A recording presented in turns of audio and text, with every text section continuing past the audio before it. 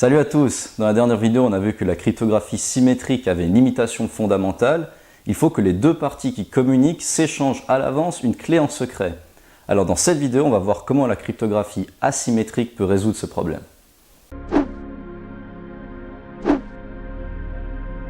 La cryptographie asymétrique est appelée ainsi parce qu'à chaque fois, on va utiliser deux clés différentes. D'abord une pour chiffrer et une autre pour déchiffrer, et non plus une seule et même clé pour chiffrer et pour déchiffrer. Chaque participant a maintenant deux clés, une pour chiffrer qu'on appelle la clé publique et une pour déchiffrer qu'on appelle la clé privée. La clé publique, elle peut être connue de tout le monde, même de l'ennemi. La clé privée doit être connue seulement de celui qui la possède. Pourquoi? Eh bien parce que c'est pas grave si l'ennemi peut chiffrer avec la clé publique, ce qui compte c'est qu'il ne puisse pas déchiffrer avec la clé privée. Prenons un exemple. Dans tous les exemples, je dénoterai les clés privées avec des K minuscules et les clés publiques avec des K majuscules. Donc ici, A a deux clés. La clé privée petit k A et la clé publique grand K A, et de même B a une clé privée petit k B et une clé publique grand K B.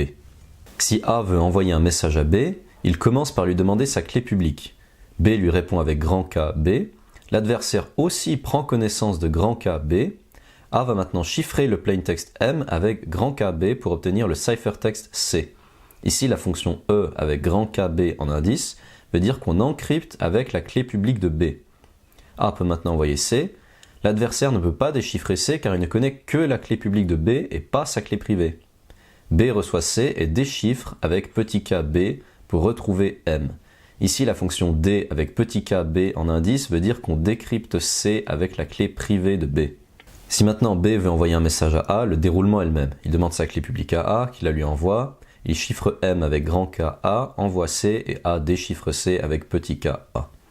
Remarquez que A et B n'ont pas eu besoin de se rencontrer à l'avance pour échanger un secret, et néanmoins, ils peuvent communiquer sans que l'ennemi puisse déchiffrer leur communication.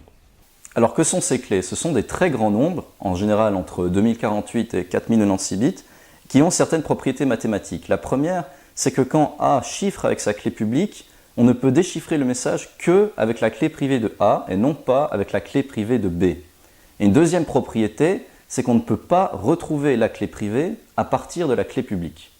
Alors ce que je vous ai présenté doit vous paraître un peu abstrait, c'est normal, il y a plusieurs moyens concrets de construire un tel système. Je vais vous en présenter deux, et chacun de ces systèmes définit trois choses. La première, c'est comment construire une paire de clés publiques et privées. La deuxième chose, comment encrypter avec une clé publique. Et la troisième chose, comment décrypter avec une clé privée. Ce sera un petit peu mathématique, mais vous en faites pas, c'est pas grave. L'essentiel, c'est le principe de base qu'on vient de voir. Avant de continuer, il faut d'abord faire une petite parenthèse sur une opération mathématique très importante pour la cryptographie, c'est le modulo. Le modulo, c'est le reste de la division entière. Vous en souvenez sûrement à l'école, vous avez sûrement vu comment calculer la division. 15 divisé par 7, on disait combien de fois est-ce qu'on peut mettre 7 dans 15? 2 fois, parce que 7 fois 2 fait 14 et il reste 1. Ce reste de 1, c'est ce qui nous intéresse et on dira que 15 modulo 7 égale 1 parce qu'il reste 1 dans la division par 7. De la même manière, on dira que 40 modulo 15 fait 10, parce que 40 divisé par 15, ça fait 2, reste 10. On referme la parenthèse et on s'attaque au premier système de cryptographie asymétrique, RSA. RSA est basé sur le problème de la factorisation. Si je vous donne un nombre qui est le produit de deux nombres premiers, par exemple 35, on ne connaît aucun algorithme rapide pour retrouver que c'est 5 et 7 qui multipliés entre eux donnent 35. Là, c'est facile parce que c'est des petits nombres, mais si je vous demande de retrouver quels sont les deux nombres qui multipliés entre eux donnent 52 891 001, ce sera déjà moins facile. Voyons maintenant comment fonctionne RSA. On commence par voir comment A peut générer une paire de clés publiques et privées. A choisit deux nombres premiers, P et Q, par exemple 11 et 9, et calcule N égale P fois Q, ce qui fait 99. On utilise ensuite une fonction phi, appelée l'indicatrice de l'aire, vous n'avez pas besoin de savoir exactement ce que c'est, il faut juste savoir que phi de N est égal à P-1 fois Q-1, qui est égal à 10 fois 8 égale à 80. A choisit ensuite un nombre E tel que le plus grand diviseur commun entre E et phi de N vaut 1. En général, on prend simplement un nombre premier, par exemple 3. On calcule ensuite D, qui est l'inverse de E modulo phi de N. Là, c'est un peu compliqué. E et D sont liés par une propriété. E fois D modulo phi de N égale 1. Je vous passe les détails de comment est-ce qu'on trouve D. On trouve que D égale 27. On peut vérifier que E fois D est égal à 3 fois 27 est égal à 81 et que 81 modulo 80, donc phi de N, vaut bien 1. On définit maintenant que la clé publique grand KA est égale à EN, donc la paire des nombres constitués par E et N, et que petit k de A, la clé privée de A, est égal à dn. Donc grand K de A égale à 3,99 et petit k de A est égal à 27,99. On regarde maintenant comment B peut envoyer un message M à A. Pour chiffrer un message M, on utilise la formule C égale à M puissance E modulo N. Si on prend par exemple M égale 13, on fait 13 puissance 3 égale à 2197 modulo 99, ce qui fait C égale 19. Pour déchiffrer, on utilise une formule similaire. M est égal à C puissance D modulo N. Dans notre exemple, 19 puissance 27 modulo 99. 19 puissance 27, c'est un nombre gigantesque, mais on n'est pas obligé de le calculer, puisque de toute façon, on va prendre que le modulo par 99. Il y a certaines techniques pour trouver le résultat facilement. Dans notre cas, on retrouve M égale 13. On est sûr de retrouver M avec cette formule, car E et D sont des inverses. Pour ceux que ça intéresse, je vous mets la preuve ici. L'idée fondamentale de RSA, c'est que si l'adversaire veut retrouver M à partir de C et de la clé publique, il doit effectuer C puissance D modulo N. Il connaît déjà N, mais il ne connaît pas D. Il connaît E, donc il pourrait calculer D en prenant l'inverse de E modulo phi de N, mais il ne connaît pas phi de N. Il sait simplement que phi de N est égal à P-1 fois Q-1. Mais il ne connaît ni P ni Q. Il sait seulement que N est égal à P fois Q. Donc il doit réussir à factoriser N. Dans notre cas, il doit réussir à trouver que 99 c'est 11 fois 9. Dans le cas de grands nombres, c'est censé être très difficile. On passe maintenant au deuxième système de cryptographie asymétrique, El-Gamal. Il est basé sur le problème du logarithme discret. Si je prends un nombre 3 par exemple, que je l'élève à la puissance 4 modulo 8, cela fait 81 modulo 8, ce qui fait 1.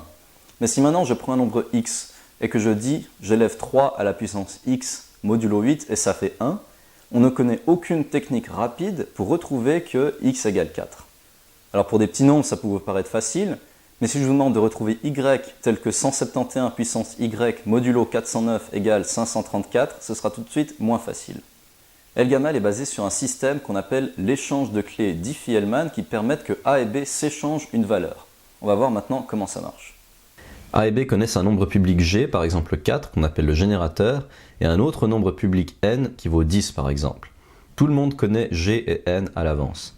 A choisit un nombre secret A égale 2, et élève G à la puissance A modulo N. Cela donne X est égal à G puissance A modulo N, c'est égal à 4 puissance 2 modulo 10, ce qui fait 16 modulo 10, ce qui fait 6. B choisit un nombre secret B égale 3 et fait de même, cela donne Y est égal à G puissance B modulo N est égal à 4 puissance 3 modulo 10, ce qui fait 64 modulo 10, ce qui fait 4. A et B s'envoient X et Y, et selon le problème du logarithme discret, l'adversaire ne peut pas retrouver A et B à partir de X et Y, même s'il connaît aussi G et N. A calcule ensuite K est égal à Y puissance A modulo N, donc 4 puissance 2 modulo 10 est égal à 16 modulo 10, ce qui fait 6. B, lui, calcule K est égal à X puissance B modulo N, donc 6 puissance 3 modulo 10 est égal à 216 modulo 10, ce qui fait 6. Vous voyez que A et B ont maintenant un secret partagé K qui vaut 6, alors qu'ils n'ont pas fait le même calcul. Comment ça se fait? Pour ceux qui veulent aller plus loin, voici la preuve.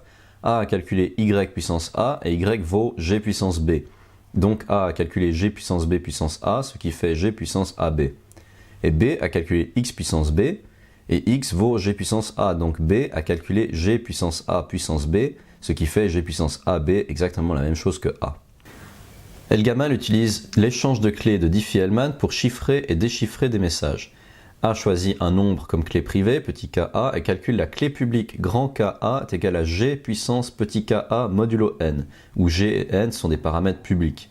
Je note pas ici le modulo n pour simplifier les formules, mais tous les calculs se font modulo n.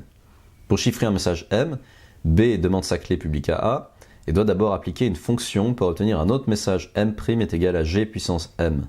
Il choisit ensuite un nombre aléatoire R et calcule U est égal à G puissance R, puis calcule V est égal à M' fois grand Ka puissance R. On définit que le cyphertext C est égal à la paire UV. Pour retrouver M, A calcule V fois U puissance moins petit ka et retrouve M'. Ensuite, A devra appliquer une fonction qu'on appelle reverse mapping pour retrouver M, dont je vous passe les détails.